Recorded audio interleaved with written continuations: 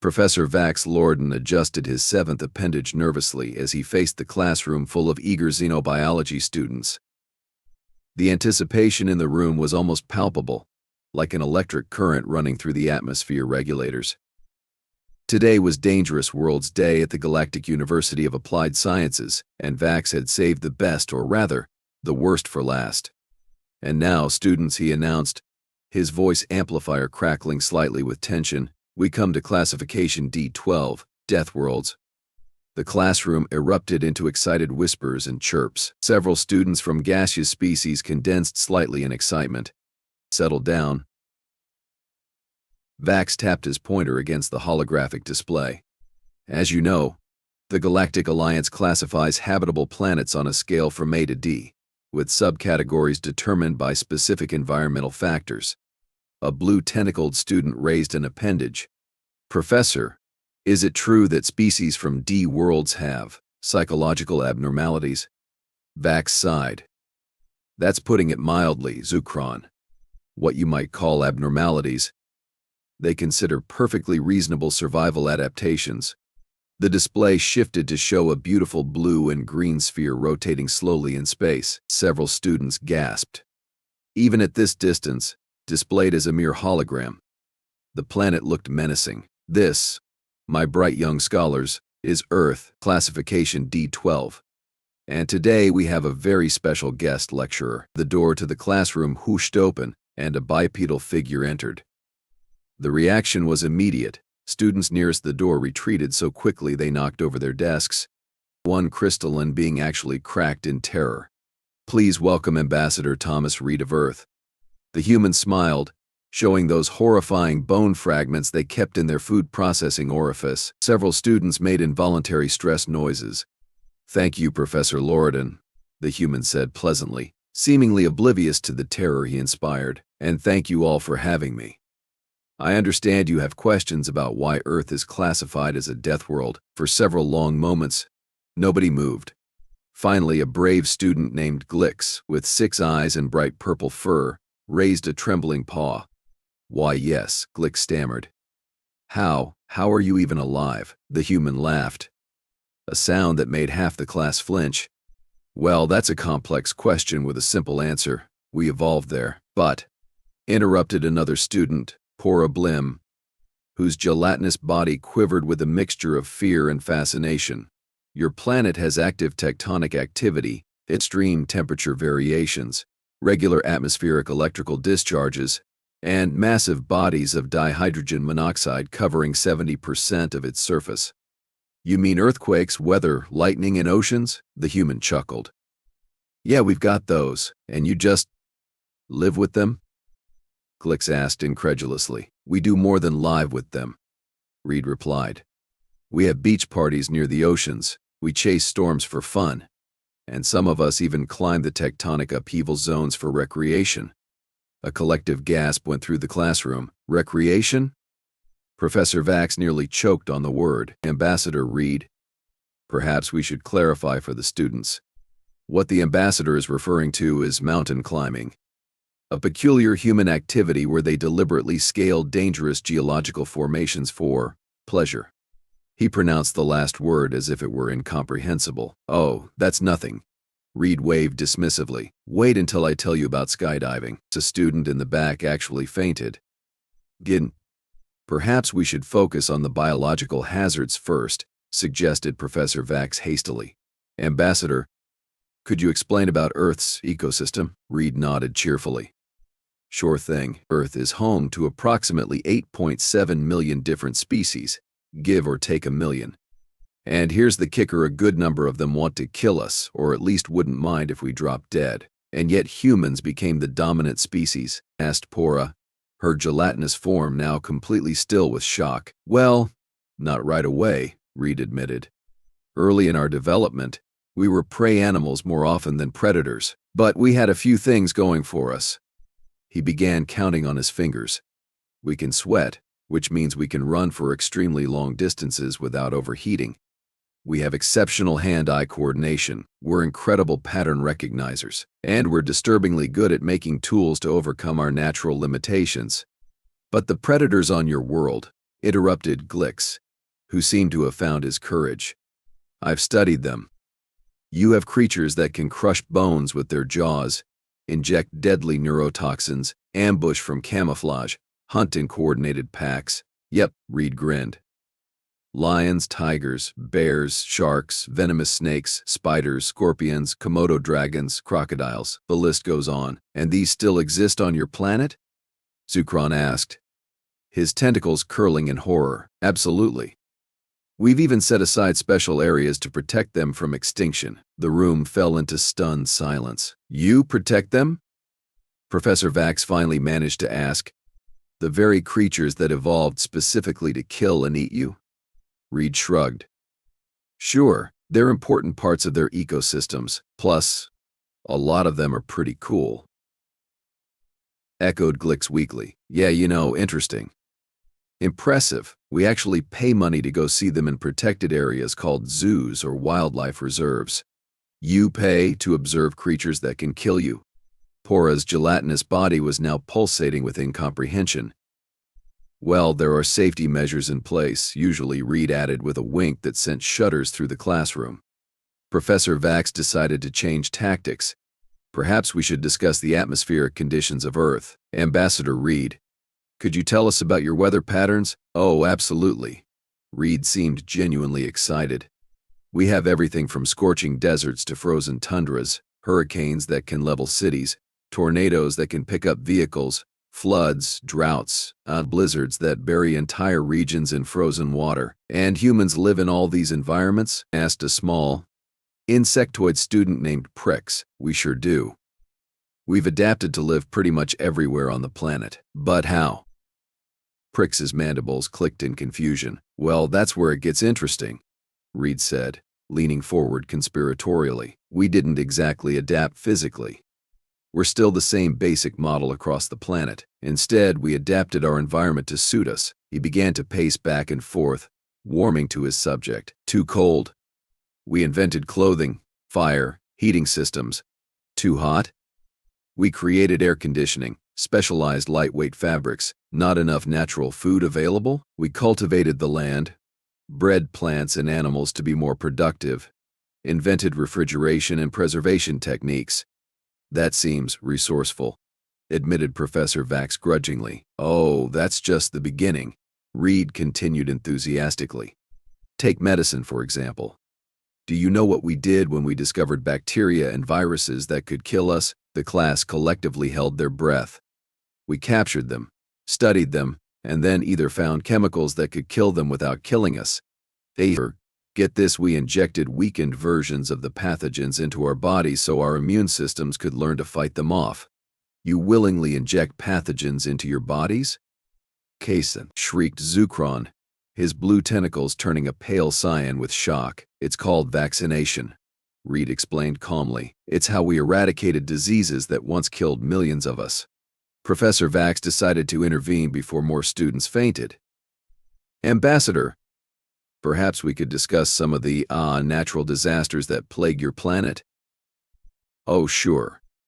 Earthquakes, volcanic eruptions, tsunamis, wildfires, those are all pretty common. Different regions get different flavors of disaster. And how do humans cope with these regular catastrophes? Asked Pora, who had regained some composure. Reed shrugged.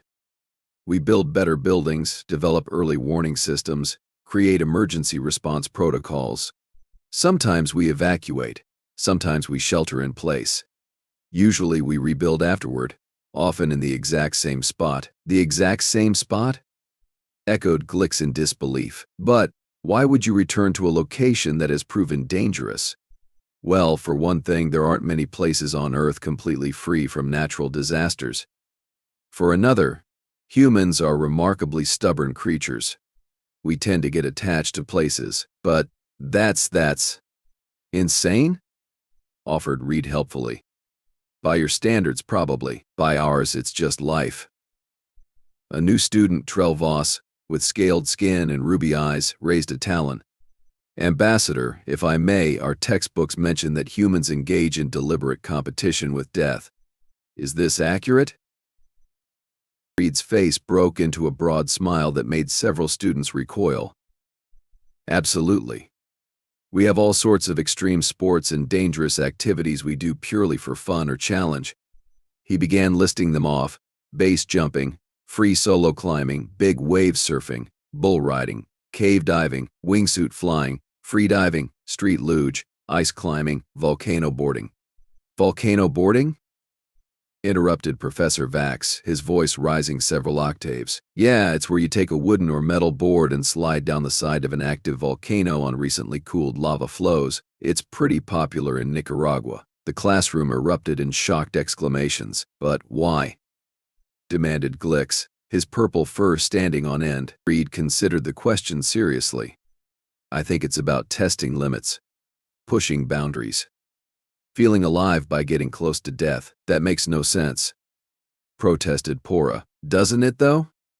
Reed countered. Think about it.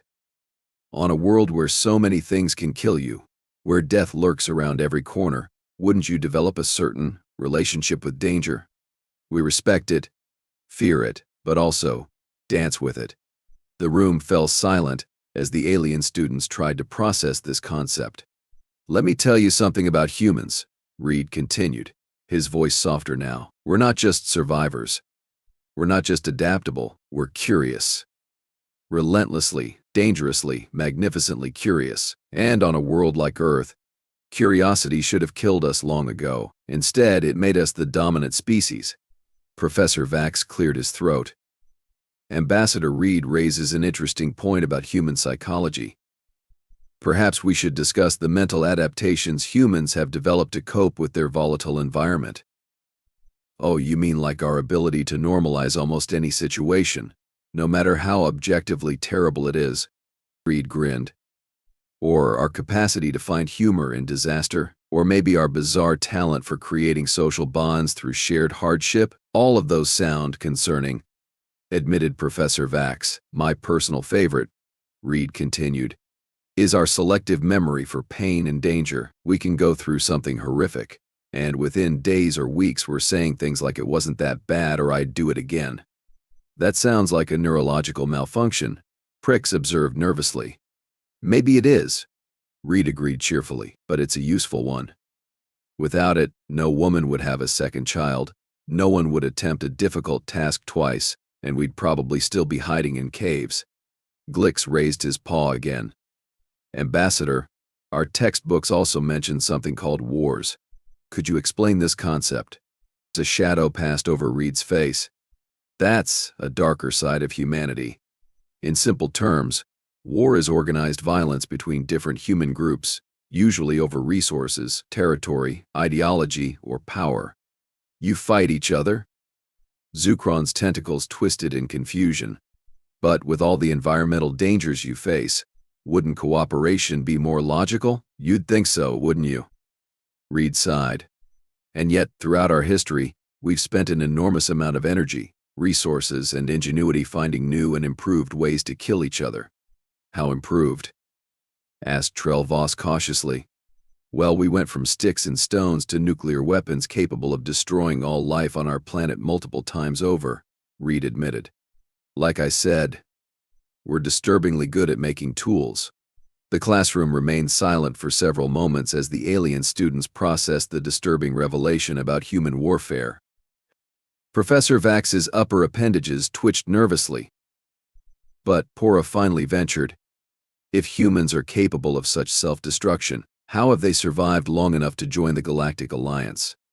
Ambassador Reed's expression brightened. That's an excellent question. The simple answer is, we got better at war. Trell-Voss asked hesitantly. No, better at peace, Reed clarified. Don't get me wrong. We're still not perfect at it, but we learned some hard lessons along the way. The development of weapons that could potentially end all human life actually led to something we call mutually assured destruction, which paradoxically reduced direct conflicts between major powers. So, you scared yourselves into cooperating? Professor Vax summarized. Essentially, yes, Reed admitted. Fear can be a powerful motivator for change, but so can hope. And that's the other part of the equation. The ambassador walked to the holographic display and with Professor Vax's permission, pulled up an image of Earth at night. showing the planet's surface dotted with countless lights. This is what human civilization looks like from space at night. Each of those lights represents thousands of people working together, building communities, sharing resources, helping each other survive on our challenging world. Glix leaned forward, his 6 eyes blinking in astonishment. It's beautiful. I think so too, Reed agreed. For all our flaws, humans are remarkably good at forming communities. It's another survival adaptation. On a world like Earth, lone individuals don't last long. How so? Asked Prix, mandibles clicking thoughtfully. Well, let me give you an example, Reed offered. Imagine you're a human hunter-gatherer thousands of years ago. You're out hunting and break your leg. Without a community to help you, you're dead.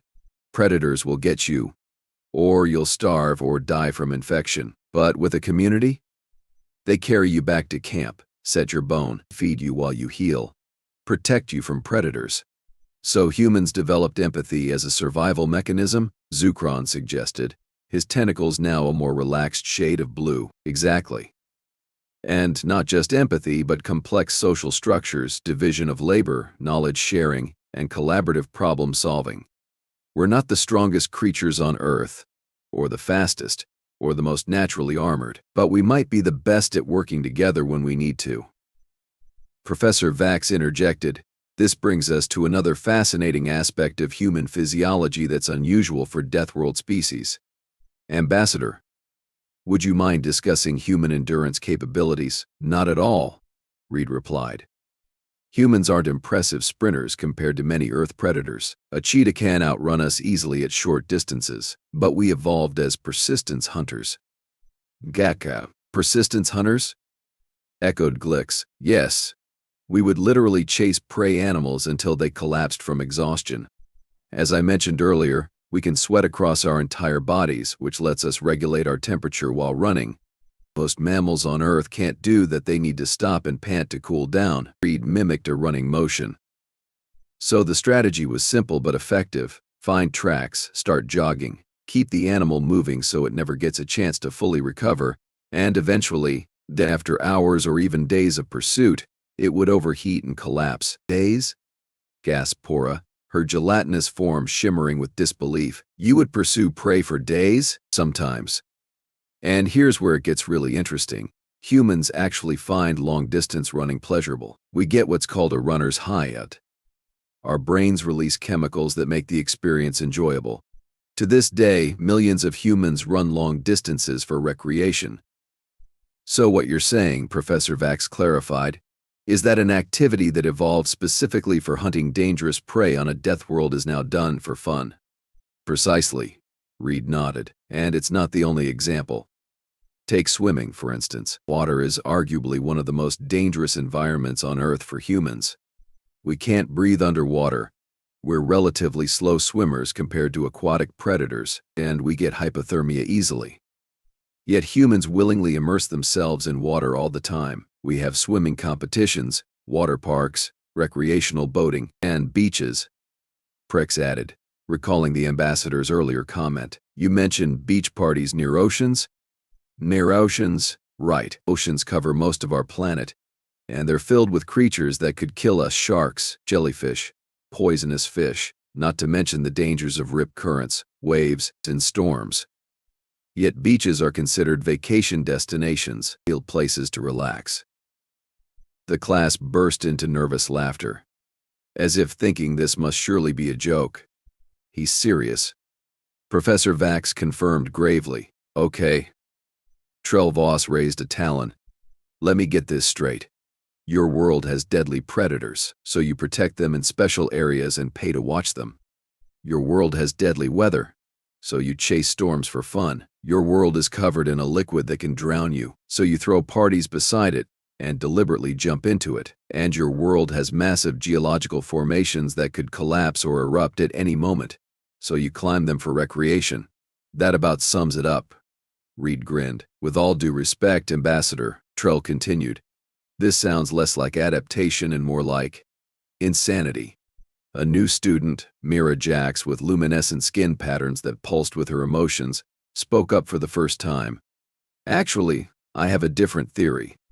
Ambassador Reed, would it be accurate to say that humans have evolved to find comfort in discomfort?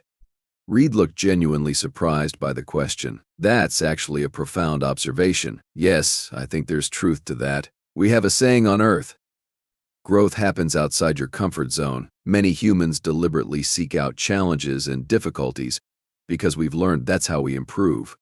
So surviving on a death world isn't just about avoiding dangers, Mira continued, her skin patterns shifting to a thoughtful blue hue. It's about engaging with them on your own terms, learning from them. Perhaps even befriending them? You're catching on. Reed nodded appreciatively. We have another saying: what doesn't kill you makes you stronger. Though, he added with a chuckle, we also joke that what doesn't kill you gives you unhealthy coping mechanisms and a dark sense of humor. Humor, exclaimed Professor Vax, as if suddenly remembering something important. Ambassador, could you explain the human concept of gallows humor to the class? It's particularly relevant to Deathworld psychology. Sure thing, Reed replied. Gallows humor, or dark humor, is when we make jokes about difficult, painful, or frightening situations. It's a psychological coping mechanism that helps us deal with stress and trauma. You make jokes about death? Glix asked incredulously. Absolutely. Especially in professions that deal with danger regularly: soldiers, emergency responders, medical professionals. The darker the situation, the darker the humor often becomes. It helps create psychological distance from horror while also bonding team members through shared stress. Fascinating, murmured Professor Vax. So humor itself becomes a survival adaptation. A student in the back raised a tentacle-like appendage. Ambassador, I've read that humans also create art and stories about dangerous scenarios. Is this related? Good observation. Yes, we're obsessed with telling stories about dangers, both real and imagined. Horror movies, disaster films, post-apocalyptic fiction. Humans love to imagine worst-case scenarios and how we might overcome them. It's like a mental rehearsal for disaster. Wait, interrupted Pora. You create entertainment specifically designed to frighten yourselves. We sure do. And we pay good money for it, too. The class fell silent again, trying to comprehend this bizarre concept. Reed continued. But it goes beyond just entertainment. Throughout human history, we've told stories about monsters, disasters, and catastrophes as a way to prepare for real dangers. These stories serve multiple purposes. They warn of potential threats. They suggest strategies for survival. And perhaps most importantly, they reassure us that dangers can be overcome.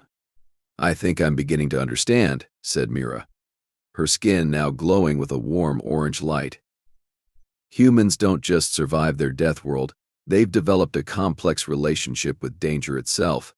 Exactly. Reed pointed at her enthusiastically. We fear it, respect it, prepare for it, sometimes seek it out. But we never stop believing we can triumph over it. Professor Vax cleared his throat.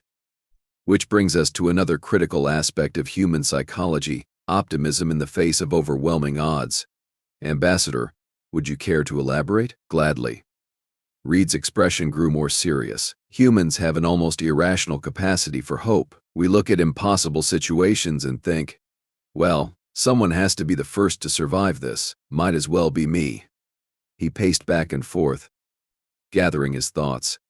There's a famous human explorer named Ernest Shackleton who led an expedition to Antarctica, one of the most hostile environments on our planet. Their ship was crushed by ice, stranding them miles from civilization with limited supplies. The situation was objectively hopeless. But Shackleton kept his team alive through an incredible journey, later saying, difficulties are just things to overcome, after all. But surely there must be situations where hope is irrational, Professor Vax suggested. Of course. And in those situations, humans simply redefine what constitutes success. Reed smiled wryly. If survival is impossible, we focus on dying well, or ensuring others survive, or leaving a legacy. The goalposts move, but the fundamental optimism remains. Trell Voss shook his scaled head in amazement. So humans face a hostile world by refusing to acknowledge defeat? Sometimes, yes, Reed admitted. We have another saying, it's not over until it's over, and sometimes not even then. Ambassador, Prix asked hesitantly, given everything you've told us about Earth and human adaptations, do you consider your homeworld beautiful? The question seemed to catch Reed off guard. For a moment, his confident demeanor faltered, revealing something softer underneath. Yes, he said quietly. Intensely beautiful, perhaps even because of its dangers, not despite them. He turned to the holographic display and changed the image to show a series of Earth landscapes, towering mountains with snow-capped peaks, dense jungles teeming with life, vast ocean vistas, sprawling savannas, and glittering cities under aurora-lit skies. Earth is beautiful precisely because it's dynamic, Reed explained, his voice taking on a reverent quality. The same tectonic forces that cause devastating earthquakes also build majestic mountains. The same evolutionary pressures that created deadly predators also produced incredible biodiversity. The same weather systems that generate hurricanes also create rainbows. The classroom was utterly silent now, every student transfixed by the images. We humans don't love our world despite its dangers, Reed continued. In many ways, we love it because of them. The dangers shaped us, challenged us, forced us to become more than we were. Without them, we might never have developed the very qualities that define us: our curiosity, our tenacity, our creativity, our cooperation, our resilience. Mira's skin patterns had shifted to a deep purple of awe. You sound grateful for your Deathworld. I am, Reed nodded. It's the forge that made us who we are. Professor Vax stepped forward. I believe this brings us to our final question for today. Ambassador Reed, given humanity's unique evolutionary path on a Class D12 planet, what advice would you offer to species that evolved in more forgiving environments? Reed considered the question carefully. I would say, don't fear the unknown, or rather, fear it appropriately, but don't let that fear prevent exploration and growth. He smiled at the class. The universe is vast and full of wonders, but also dangers. The key isn't to avoid the dangers entirely, that's impossible. The key is to face them thoughtfully, learn from them, adapt to them. Easy for you to say, muttered Glix under his breath. Your species evolved on a nightmare planet. Reed laughed. Fair point. But consider this, every species in this room evolved to thrive in their native environment, just as humans did. The specific challenges were different, but the fundamental process was the same. You all have unique strengths and perspectives precisely because of where you came from. He surveyed the classroom, making eye contact with each student. That's why the Galactic Alliance works. Not because we're all the same, but because we're all different. Humans bring certain qualities to the table because of our Deathworld origins: resilience, resourcefulness, risk assessment, crisis management. But we need the qualities your species bring too. Like what? Asked Pora curiously. Like your species' exceptional patience and perspective-taking abilities, Reed replied, or the Prixians' unparalleled attention to detail and pattern recognition, or the Trellin capacity for long-term planning. Together, we're stronger than any of us could be alone. Just like human communities learned on Earth, galactic communities can achieve more through cooperation. Professor Vax nodded appreciatively. It's an excellent point on which to conclude. Thank you, Ambassador Reed, for this illuminating discussion. As the class began to disperse, Mira approached the human cautiously.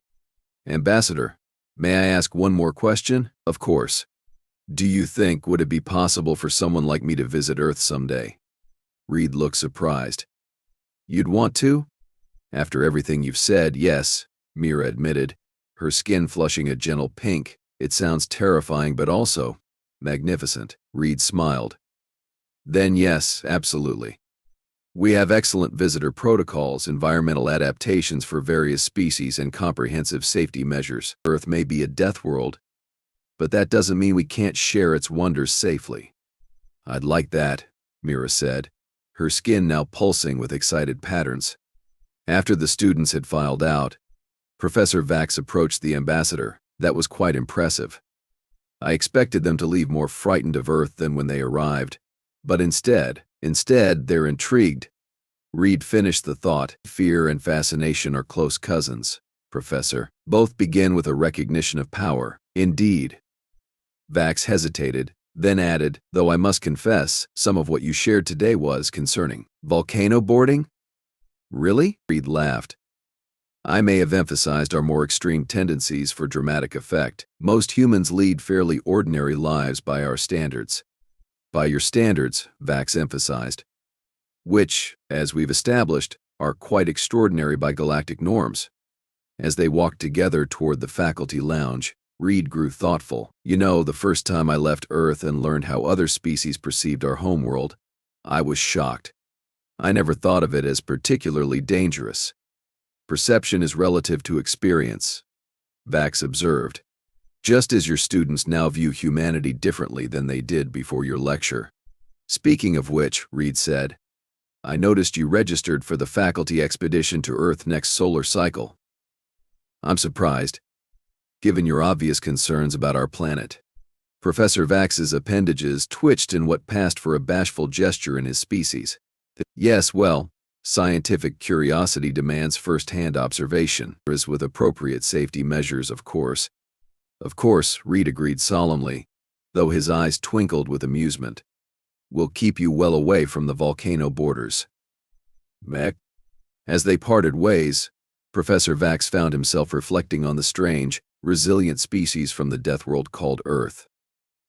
He had taught the classification D12 lecture for many cycles, always emphasizing the dangers, the harshness, the unforgiving nature of such environments. But perhaps he had missed something important. Perhaps what made Deathworlds truly remarkable wasn't just their capacity to kill, but their capacity to forge species with unique perspectives and extraordinary resilience.